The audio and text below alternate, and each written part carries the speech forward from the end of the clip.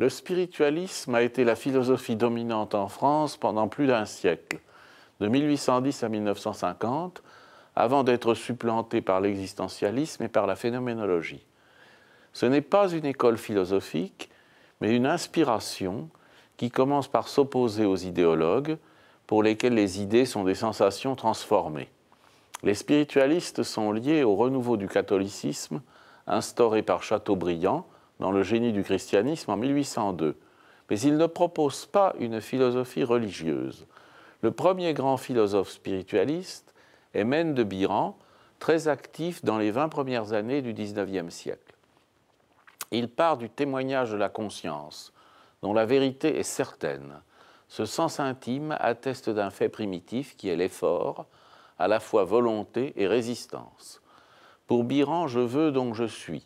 Tout le spiritualisme critique de Descartes est volontariste. Il y a un primat de la conscience, de l'action libre sur tout le savoir objectif. Le spiritualisme a partie liée avec la religion et avec la politique. Au point de vue religieux, le spiritualisme est laïque, comme Cousin ou Jouffroy, tout en admettant un credo minimum, l'existence de Dieu et l'immortalité de l'âme. Au point de vue politique, le spiritualisme est libéral. Benjamin Constant, pour lequel la religion comprend deux éléments, le sentiment religieux qui est absolu et les formes religieuses, rites et textes qui sont relatifs et peuvent varier, une intéressante définition du spiritualisme a été donnée par Ravesson, qui a vécu de 1813 à 1900. Il dit « Le spiritualisme véritable, c'est celui qui retrouve jusque dans la matière l'immatériel et qui explique la nature même par l'esprit. Est spiritualiste celui qui voit l'esprit à l'œuvre dans la matière, ou du moins qui comprend que la matière dépend de l'esprit. Ainsi, l'habitude est un sommeil de l'esprit dans la nature.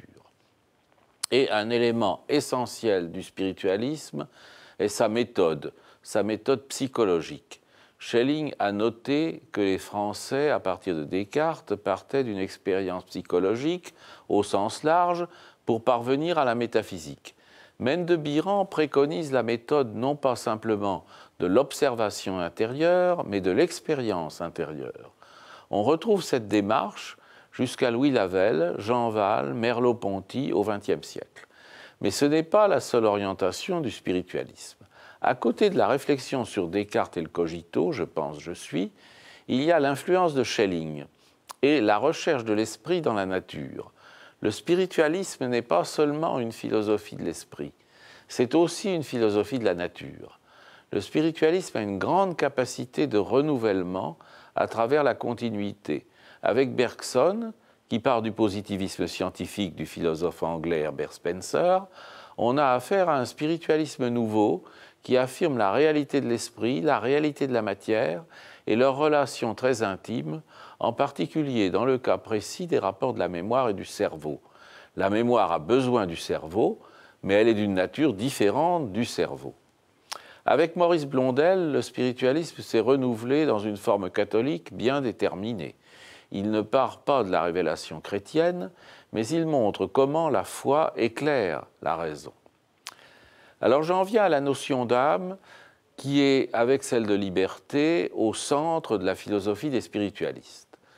Les traités des facultés de l'âme ont été nombreux, mais leur accomplissement a lieu dans l'ouvrage de Louis Lavelle paru en 1951, de l'âme humaine. Le moi est ce que je vis au jour le jour. Je suis moi pour autant que j'ai conscience de moi-même, que je m'approprie les sensations, les perceptions, les impressions et les sentiments que j'éprouve. Mais l'âme est la condition de possibilité du moi.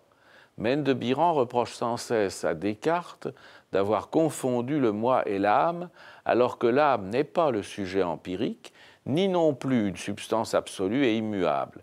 L'âme, c'est la part absolue de moi-même que la mort ne peut pas atteindre, en tout cas pas la mort biologique de mon corps.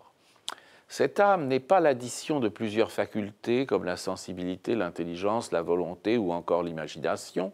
Ces facultés sont en réalité des forces ou des puissances qui peuvent se révéler ou non en fonction des occasions ou des événements. L'événement, c'est la rencontre du cours de l'histoire avec une volonté spirituelle.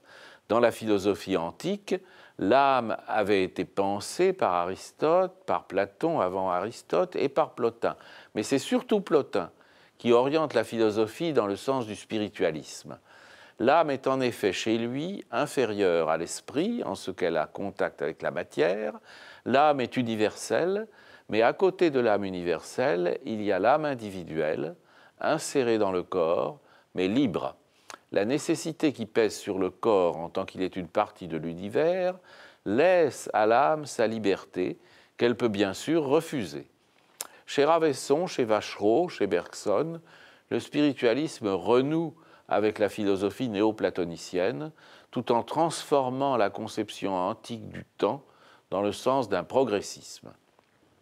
Ici, l'éternisme de Blondel s'oppose au temporalisme de Bergson. En quoi les penseurs spiritualistes sont-ils importants pour notre compréhension du présent? C'est la question que je veux poser. D'abord, ce sont des philosophes d'inspiration chrétienne. Ils nous montrent comment le socle intellectuel chrétien se concilie parfaitement avec la liberté de la pensée. Ravesson dit « La philosophie demande une parfaite liberté ». Cette liberté de l'esprit s'oppose à la laïcité intolérante et anticléricale.